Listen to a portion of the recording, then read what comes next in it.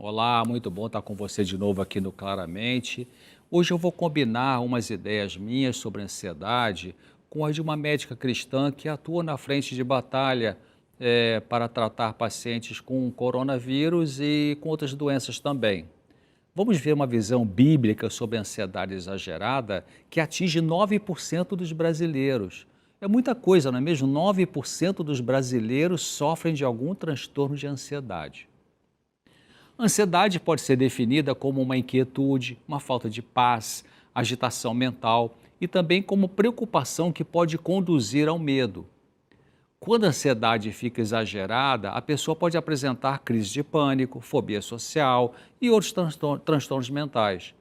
Crise de pânico é quando existe de repente uma falta de ar, uma sudorese, uma sensação de que a pessoa vai morrer ou vai enlouquecer. Isso dura poucos minutos. Fobia é o mesmo que medo, só que exagerado, que pode atrapalhar a pessoa de trabalhar, de se relacionar socialmente. Existe a fobia simples, que pode ser medo de elevador, medo de passar em túneis, em viadutos, e também tem a fobia social, que é um medo excessivo de ser objeto de observação de outras pessoas. Quanto mais uma pessoa fica ansiosa, mais ocorre a liberação de hormônios como o cortisol e a adrenalina, que produzem a aceleração dos batimentos cardíacos, hipertensão arterial, aumento da frequência respiratória, sudorese, sensação de um bolo na garganta e também doenças psicossomáticas. Quando alguém tem uma crise de pânico, por exemplo, a crise pode ser disparada por cultivar pensamentos catastróficos.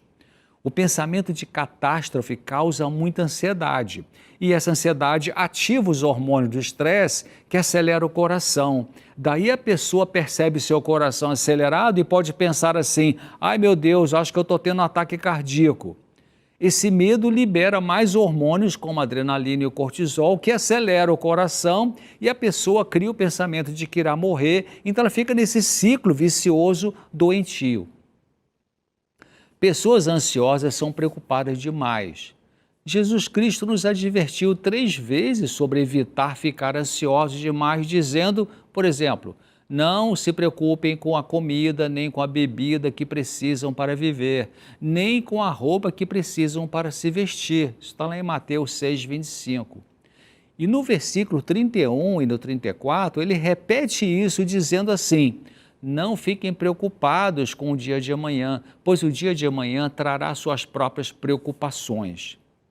O apóstolo Paulo, na sua carta aos Filipenses, no capítulo 4, no versículo 6, ele diz alguma coisa parecida. Ele fala assim: não andem ansiosos de coisa alguma, em tudo, porém, sejam conhecidas diante de Deus as suas petições pela oração.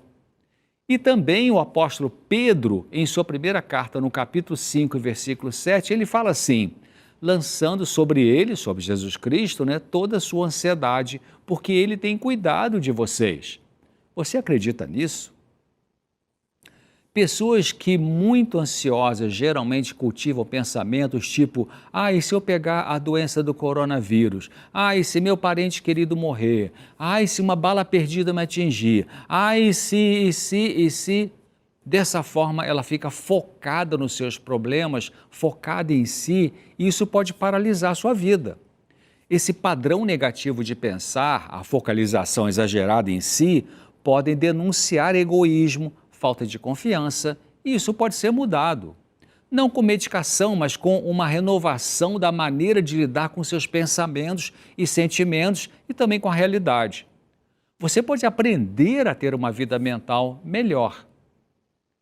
A ansiedade envolve as 3 áreas da nossa vida mental: o pensamento, o sentimento e a vontade, a decisão. Na área dos pensamentos, a ansiedade produz pensamentos recorrentes. O que é isso? São aqueles pensamentos que ficam indo e vindo o tempo todo. Na área dos sentimentos, a ansiedade nos deixa com aflição, às vezes irritabilidade, medos. E na área da vontade, ou da decisão, ou da escolha, a ansiedade influi na maneira como escolhemos e fazemos as coisas. Toda vez que você estiver triste, chateado, preocupado, ansioso, nervosa, pare para se perguntar por que está se sentindo assim. Pergunte a si mesmo: quem está no controle dessa situação? Quem está no controle da minha vida? Se for algo que você não tem controle, e são tantas coisas, né, sobre as quais nós somos impotentes, a solução é entregar a Deus e confiar que Ele vai cuidar do assunto. Eu gosto muito da oração da serenidade. Você já ouviu falar a oração da serenidade?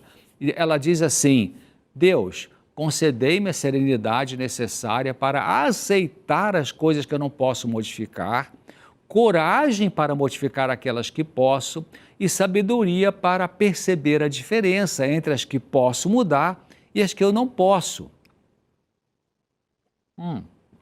Então, desde que a humanidade perdeu o paraíso, viemos para um tipo de vida no qual o normal passou a ser não sentirmos bem o tempo todo.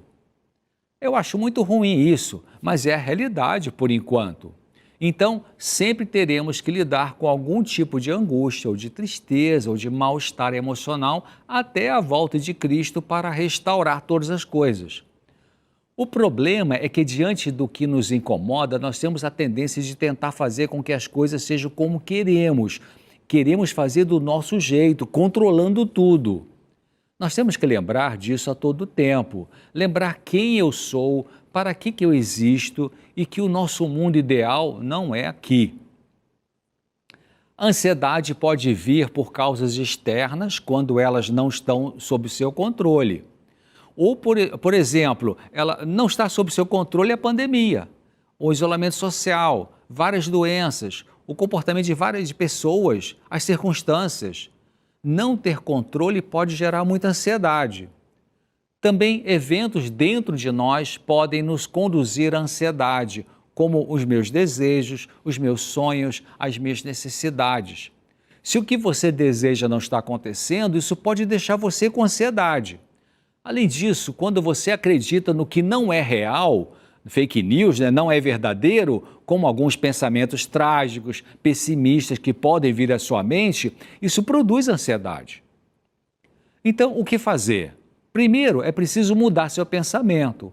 Pense no que você está pensando que gera ansiedade e se pergunte assim: esse é um pensamento saudável? Ele se encaixa no que Paulo recomenda lá em Filipenses capítulo 4 e verso 8, que diz assim: tudo que é verdadeiro, tudo que é respeitável, tudo que é justo, tudo que é puro, tudo que é amável, tudo que é de boa fama, se alguma virtude há, se alguma virtude há e se algum louvor existe, seja isso que ocupe vosso pensamento. Interessante, né? O apóstolo Paulo diz algo muito importante na sua segunda carta aos Coríntios, no capítulo 10 e versículo 5, quando ele fala assim: levando cativo todo pensamento à obediência de Cristo. Então, liberdade não é você pensar no que você quer, mas no que Deus quer. Vida cristã não é ter o que eu quero, é procurar ser parecido com Cristo. Entretanto, mudar pensamentos pode não ser difícil. O difícil pode ser crer que no que Deus diz e mesmo assim você continuar ansioso, ansiosa, vivendo no seu estilo de vida ansioso.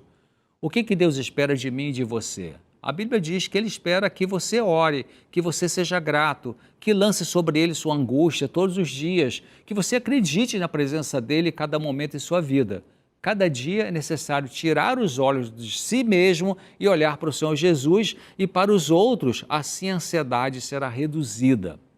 Viver centrado em Jesus e crer nele, que Ele está cuidando de você, mesmo quando você não acha, mesmo quando você não sente, não percebe, mas acredita que Ele está ali ao seu lado, vai te ajudar muito.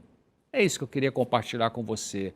Então eu fico aqui te esperando no próximo Claramente, confie em Deus e a sua ansiedade vai abaixar. Até lá.